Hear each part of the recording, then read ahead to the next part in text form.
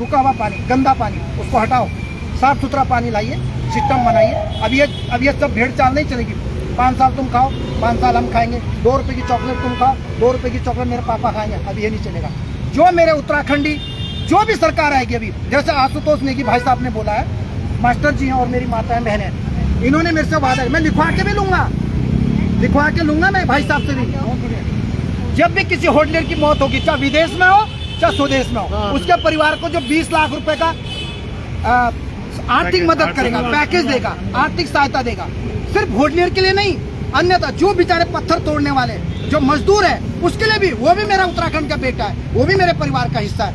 दूसरा, रिक्शे वाला एक यहाँ पे ठेली लगा के बैठा हुआ है अपनी रोजी, जबकि वो मेरे हिसाब से गवर्नमेंट को सर कुछ पैसा जरूर देता होगा। कुछ ना कुछ पुलिस वाले आके यहाँ से 200-250 रुपए लेके जाते होंगे। उनके लिए भी पैकेज होना चाहिए, टेम्पो वाले के लिए, ट्रक ड्राइवर के लिए। तब जाके ऐसा नहीं कि मेरा पेट भरे, मेरी तून बाहर आ जाए बस, बाकी कुछ नहीं। सबके लिए सोचिए। जब तुम दूसरों के लिए सोचते हैं तो कोई तुम्हारे लिए भी सोचता है। ये जनता को कोई फ्री नहीं है बेचारे, अपने घर बार छोड़ के आके, कोई अपनी दिहाड़ी मजदूरी छोड़ के। क्यों? क्योंकि इनके घर में माताएं बहनें, इनके बच्चे हैं। कल पता नहीं ये भी सोचते हैं कि अगर हम आज साथ नहीं देंगे, कल हमारे बच्चों के साथ होगा तो कोई हमारा साथ भी नहीं देगा। लेकिन नेताओं, तुम ऐसे ही कमरे में बैठा रहना, उन्हीं कमरों में एक दिन आग लगेगी ना, तब तुम्हें पता लगेगा।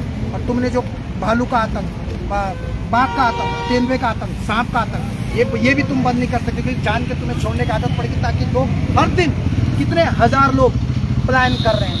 जैसे कि आपके मध्य प्रदेश में भी हर दिन 43 लड़कियां गुम हो रही हैं, शायद किसको पता नहीं हो। यहाँ पर हमारे उत्तराखंड से हर दिन कितनी महिलाएं गुम हो रही, किसी के पास कोई रिकॉर्ड नहीं। मुख्यमंत्री से मैं कई बार कह चुका हूँ, आपके वहाँ तो जब मैं आपकी जो हेल्पलाइन पर फोन करता हूँ ना, आपके लोग नाम सुन के ही मेरा फोन कट कर देते हैं। ऐसे क्यों भैया?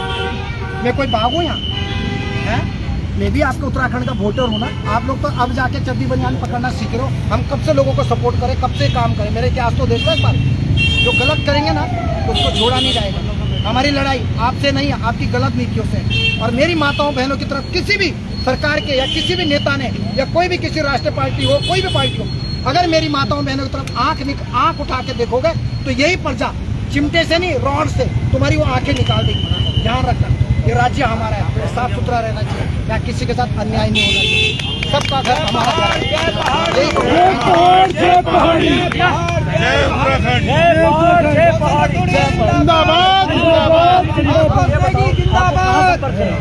हमारे संपर्क कहाँ करें सर? हमारा नंबर है, आप कहीं भी संपर्क कर सकते हैं।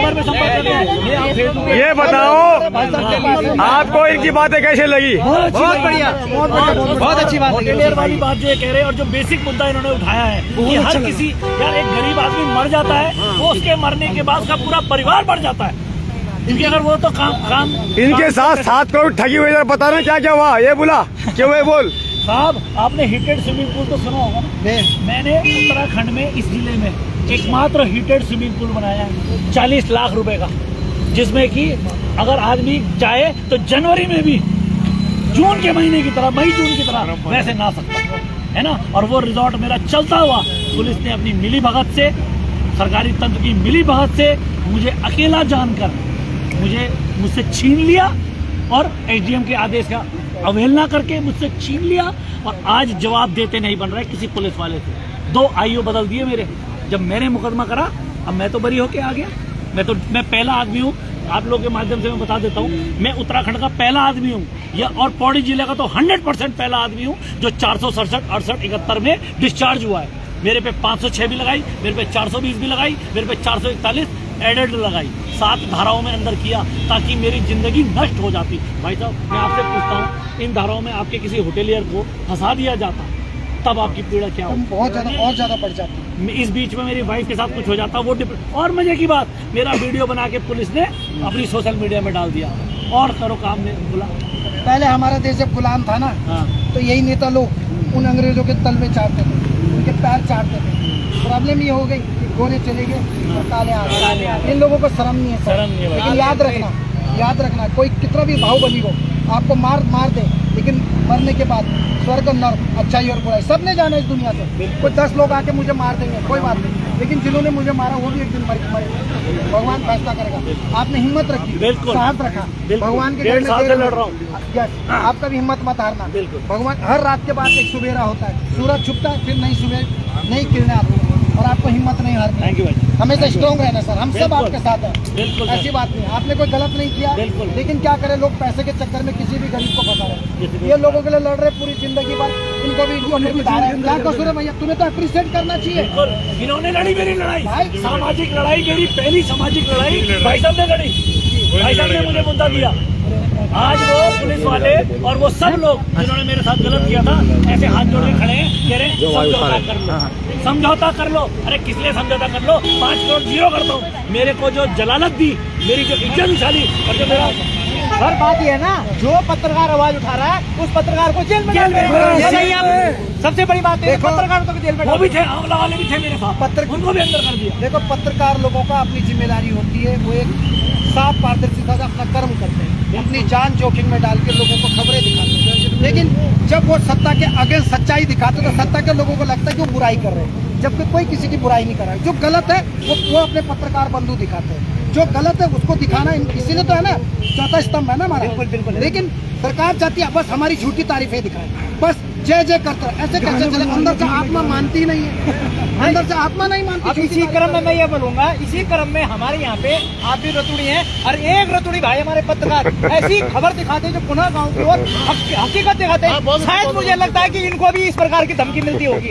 ये A1 खबर दिखाते हैं, उत्तराखंड के सबसे बढ़िया पत्रकार, सबसे बढ़िया पत्रकार उत्तराखंड में सबसे अच्छा पत्रकार है रतुड़ी भाई हमारा, सबसे बढ़िया।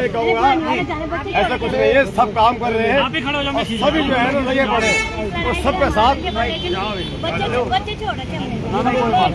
ये बोली कल लग रहा आज तुमने बोले मिल गई, बहुत बढ़िया, हाँ? बहुत अच्छा लगा। कैसे आदमी है? अरे बहुत बढ़िया। क्या कर दे? क्या है बुलंद। अभी तुम इसे लड़ रहे थे अभी तो। अभी तब मेरे को तो नाम भी नहीं पता था। अच्छा, मेरे को पता ही अब पता नहीं था।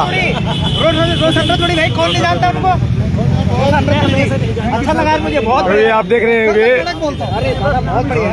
हम तो आज बिल्कुल धन्य हो गए आपसे मिलके, बहुत बढ़िया कसम से। मैंने पहले देखा आपको, मैंने कहा रतुड़ी भाई लग रहा मुझे। आप सोशल मीडिया पे जुड़े हो, आपको हम नमन करते हैं यार, आप हमारे उत्तराखंड के शेर हैं। मेरा उत्तराखंड मेरा परिवार है, सब मेरा परिवार है, जितने भी लोग हैं हमारा परिवार है। मैंने बस अभी चल दो एक फोटो ले लो इधर।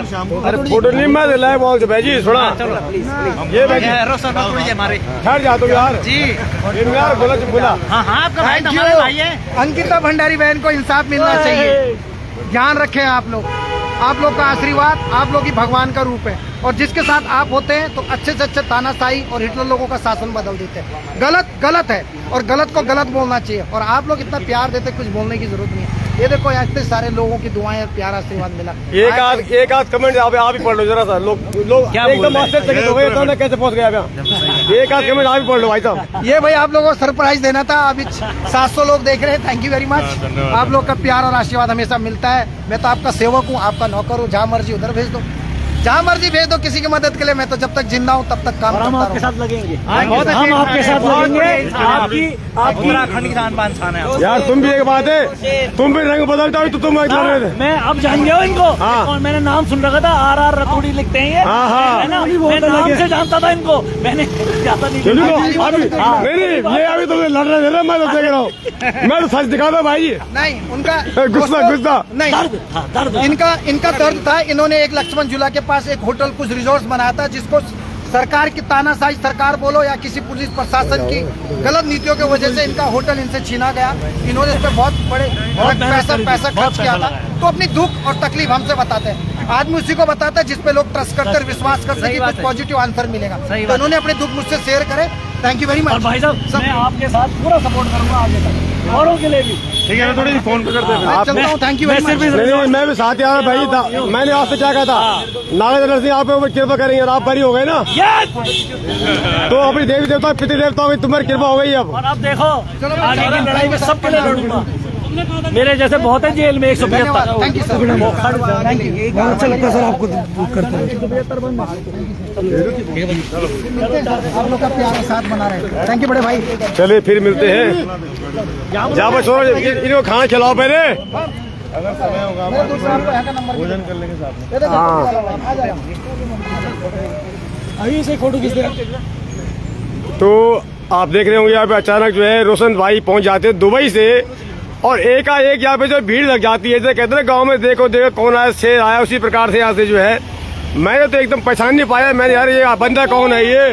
शेर आया, शेर आया। तो जितने भी लोग जुड़े हुए हैं आप सभी का बहुत बहुत धन्यवाद। सुनीता डिमी जी, रोशन भाई जिंदाबाद। तो चलिए अभी मैंने किसी का कमेंट वैसे पढ़ने का वक्त नहीं है, तो अब हम जो है फिर भाई ठीक है, फिर मिलते हैं। आप जा रहे हो उनके साथ?